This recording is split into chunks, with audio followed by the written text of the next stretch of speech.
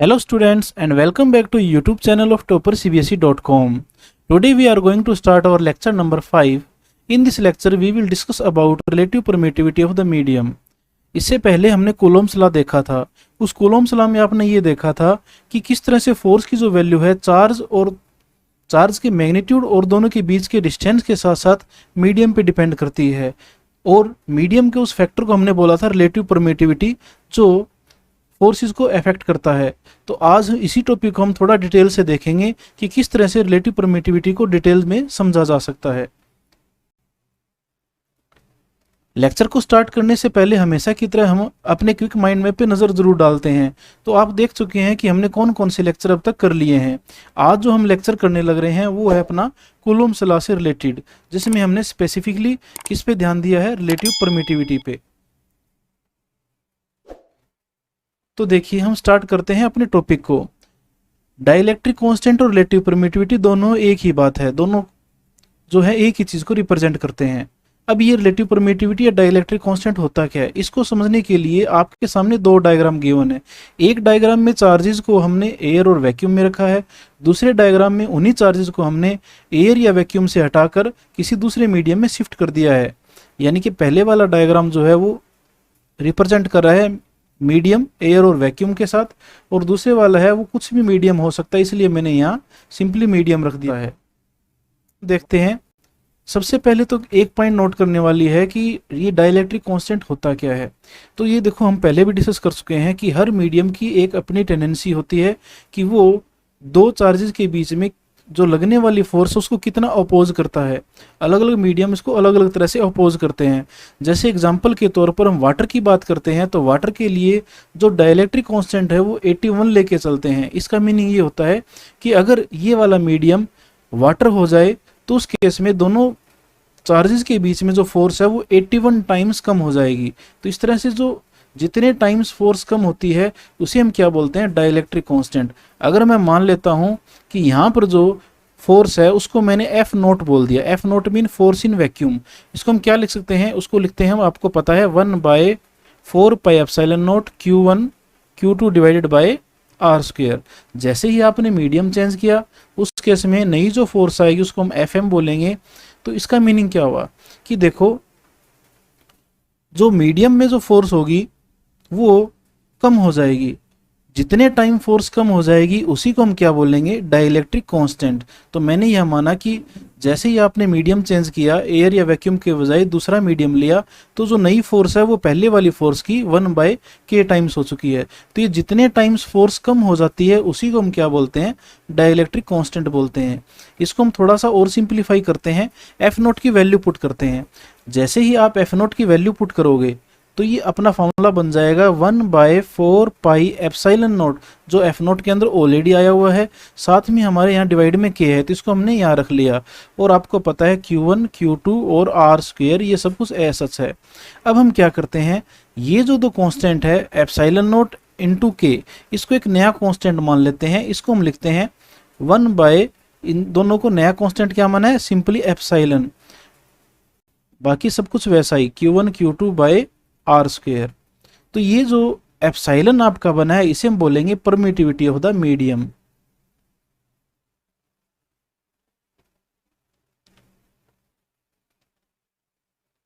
अब ये देखो एप्सिलॉन की वैल्यू क्या है, आपने जो अभी भी एप्सिलॉन जिसको माना है उसकी वैल्यू क्या है। देखो ये जो आपने एप्सिलॉन लिया है यहाँ पर, ये आपने लिया है किसको, एप्सिलॉन नोट इनटू के को। तो आपके पास क्या आया, के की वैल्यू क्या आ चुकी है, के की वैल्यू आ चुकी है एप्सिलॉन बाय एप्सिलॉन नोट। इसी को हम क्या बोल देते हैं, एप्सिलॉन आर भी बोल सकते हैं, क्योंकि आपके पास दो नेम है यहाँ पर। डाइलेक्ट्रिक कांस्टेंट जिसको आपने के से रिप्रेजेंट किया हुआ है, इसको कैपिटल के लेना है, और रिलेटिव परमिटिविटी को मैंने रिप्रेजेंट कर दिया एप्सिलॉन आर से। तो यहाँ से देखो आपके पास दो तरह से के को डिफाइन करने की मेथड है। एक तो के को हम क्या कह सकते हैं, इस वाले फॉर्मूले के अकॉर्डिंग, इस वाले फॉर्मूले के अकॉर्डिंग अगर के की वैल्यू देखते हैं तो अपने पास क्या आती है, यहां से देखो आप इसको रीअरेंज करते हो तो के की वैल्यू क्या आएगी, के की वैल्यू आएगी F naught by F M. इस वाले फॉर्मूले के अकॉर्डिंग देखते हैं तो आपके सामने है ये एप्सिलॉन बाय एप्सिलॉन नॉट। तो इस तरह से आपके पास के को डिफाइन करने के लिए टू वेज हैं। पहले सेकंड वे में आपने क्या देखा, relative permittivity is defined as the ratio of forces acting between the charges when placed in vacuum divided by the force acting between the charges when both charges are placed at same distance in medium। इस वाले case में देखते हैं first वाले से, relative permittivity is defined as ratio of relative permittivity is defined as ratio of permittivity of the medium to the permittivity of the air और vacuum. तो इस तरह से आपने देखा कि किस तरह से के को डिफाइन किया जा सकता है, जिसकी डेफिनेशन मैंने यहाँ भी लिखी हुई है। तो ये आपका था पॉइंट परमिटिविटी के बारे में, जो बिल्कुल इजी है, आपने इस मेथड से करना है। काफ़ी बुक्स में इसको काफ़ी कॉम्प्लिकेटेड तरीके से बताया होता है, तो बच्चे काफ़ी कन्फ्यूज़ हो जाते हैं। मैंने काफ़ी बार देखा है कि के की वैल्यू लिखते टाइम काफ़ी बच्चे FM/F नोट कर देते हैं। इसी तरह से यहाँ भी कई बार गलतियाँ हो जाती है। तो अगर आपको जिस तरीके से मैंने बताया है उस तरीके से आप समझोगे तो आप कभी भी इसमें गलती नहीं करोगे। आगे हम देखते हैं सिचुएशन अपनी। ये देखिए, इसको हम थोड़ा सा मैथमेटिकली समझने की कोशिश करते हैं कि किस तरह से हम रिलेटिव परमिटिविटी को फाइंड आउट कर सकते हैं। अब ये देखिए, आपके पास जो सिचुएशन गिवन है वो क्या है। पहले केस में आपका जो मीडियम है ऑब्वियस सी बात है वो एयर या वैक्यूम है। दूसरे वाले केस में मैंने मीडियम मान लिया, जैसे एग्जाम्पल के तौर पर ऑयल मान लिया, ठीक है। तो आपने देखा कि आपको ऐसे न्यूमेरिकल में ऐसा कुछ कॉन्सेप्ट आपसे होगा, तो उस केस में आपको ये बताया जाएगा कि जब दोनों चार्जेस को हमने एयर या वैक्यूम में रखा था तब तो दोनों के बीच की फोर्स F थी, पर जैसे ही दोनों को हमने मीडियम में शिफ्ट किया तो दोनों की जो फोर्स है वो F/2 है और इस कंडीशन में है। तो ये देखिए, देखने में ये लगता है कि जितने टाइम्स फोर्स कम हो चुकी है, जैसे यहाँ देखा आपने पहले जो फोर्स F थी वो 2 टाइम्स कम हो चुकी है, तो 2 को हम नॉर्मली K मान लेते हैं। बट अपना जो डायग्राम है उसको देखिए आप, इस डायग्राम में आपने देखा कि चार्ज की वैल्यू सेम नहीं है, ना ही डिस्टेंस की वैल्यू सेम रखी है।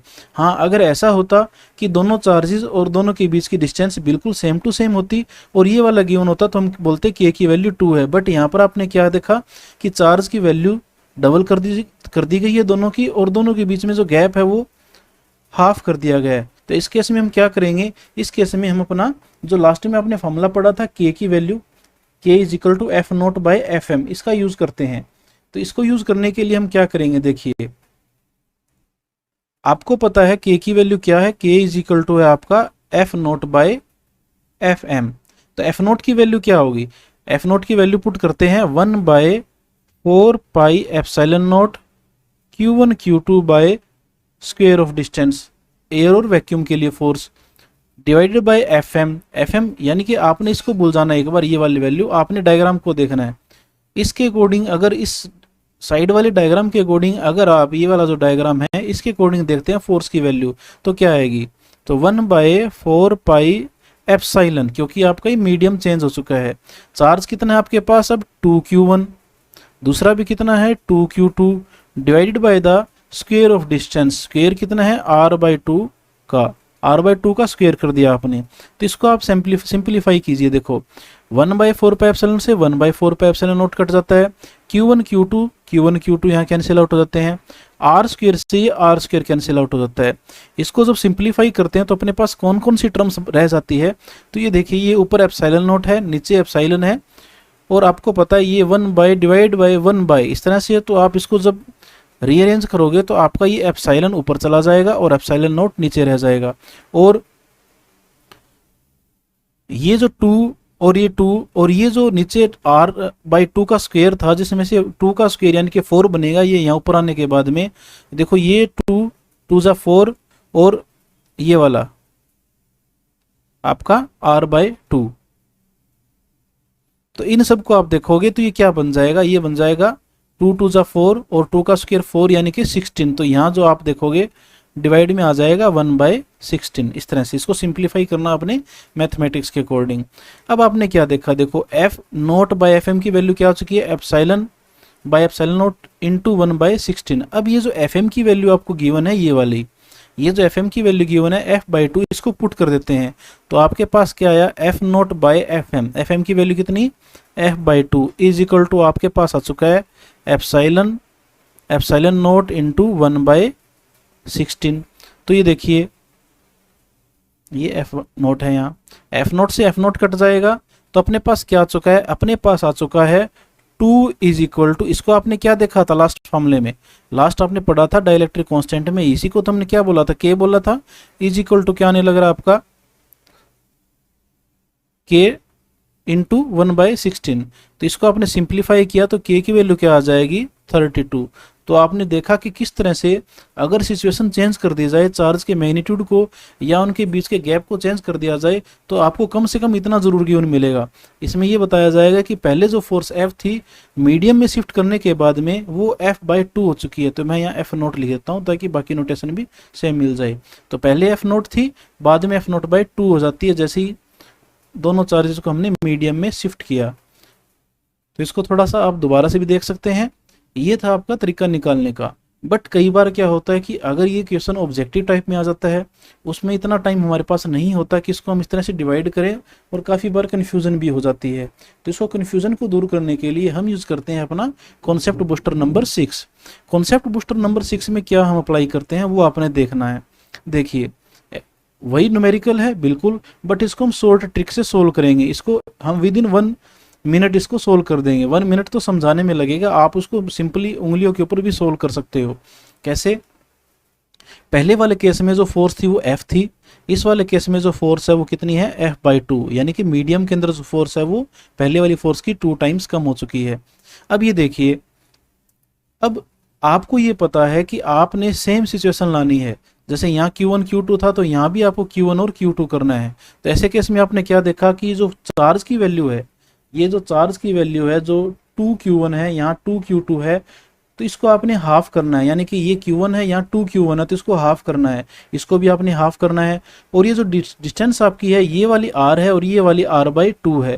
तो देखो मैं लिख देता हूँ, चार्ज को आपने क्या करना है, हाफ करना है, इस वाले चार्ज को भी आपने क्या करना है, हाफ करना है, और डिस्टेंस को आपने क्या करना है, डबल करना है, ताकि पहले वाली सिचुएशन आ जाए।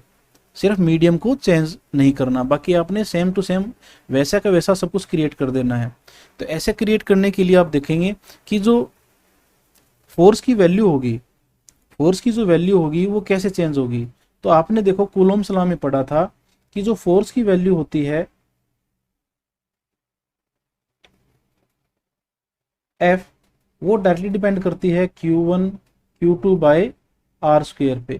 तो इसी पॉइंट को आपने माइंड में रखना। देखो आपने चार्ज की वैल्यू क्या की, हाफ की, तो यानी कि जो फोर्स होगी, चार्ज आपने यहाँ Q की जगह क्या पुट किया, 1/2 Q करना है। मान लो हाफ करना आपने, तो यहाँ 1/2, दूसरे चार्ज को भी आपने हाफ करना है। r², यानी इसको डबल करना, आपने डबल करते हैं तो r को हम 2r करते हैं, तो यहाँ क्या आता है, 4 आ जाता है। तो आपने क्या देखा कि जो फोर्स है वो इस तरह से चेंज हो जाएगी, तो ये आ जाएगा आपका 1/16। तो इस तरह से आपने देखा कि इस सिचुएशन को इस तरह से हम चेंज करते हैं, चार्ज को हाफ करते हैं, इस वाले चार्ज को हाफ करते हैं, डिस्टेंस को डबल करते हैं, तो इनके बीच में जितनी भी फोर्स है वो पहले से 1/16 टाइम्स हो जाएगी। तो इन दोनों के बीच में कितनी फोर्स है, इन दोनों के बीच में फोर्स थी f/2, तो f/2 जो है वो क्या हो जाएगी, 1/16 टाइम हो जाएगी, जितनी पहले फोर्स थी उसका 1/16 टाइम। तो ये क्या आ जाएगा आपका, ये वाला आ जाएगा f/32। तो आपने क्या देखा, आपने ये देखा कि जैसे ही एयर और वैक्यूम वाली सिचुएशन हम मीडियम वाले चार्जेस के लिए करते हैं, तो उस केस में जो फोर्स है वो f/32 हो जाती है। तो यही तो आपने देखना था कि आपने, अब देखो मीडियम में जो फोर्स है वो कितनी हो चुकी है, f/32 हो चुकी है। तो जितने टाइम्स फोर्स कम हो जाती है उसी को हम क्या बोलते हैं, डाइलेक्ट्रिक कांस्टेंट। तो आपने ये सिंपली आपने इसको थोड़ा सा समझना है, बिल्कुल आसान है ये। इसको थोड़ा सा आप रिवाइज कर सकते हो, मैं हल्का सा रिपीट करता हूँ। आपने क्या करना है, जैसे आपने हाफ किया तो यहाँ 1/2, यहाँ भी चार्ज को हाफ किया तो 1/2 से मल्टीप्लाई, डिस्टेंस को आपने डबल किया, ये लिख लेना है, लिखोगे तो कन्फ्यूजन नहीं होगी।